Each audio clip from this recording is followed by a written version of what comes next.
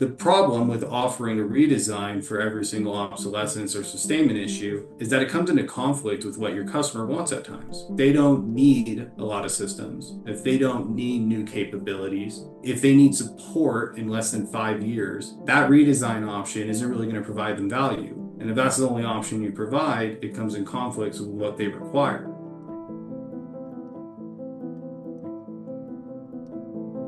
Hi, everyone. My name is Thomas Helmonds, and I'm a Solution Director with GDCA.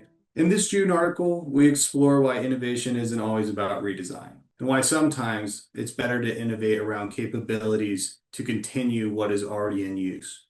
Organizations that work in embedded technology naturally gravitate towards redesign because that's what their business model is. What they do is they build new products so they can deploy them into the market and so that people can use that new product. And they are constantly in competition with other vendors trying to sell better, more supportable products. So that's how they're naturally aligned. So when they encounter a legacy issue, the thing that they're set up to do best is to just go ahead and build another one that meets the same requirements or better.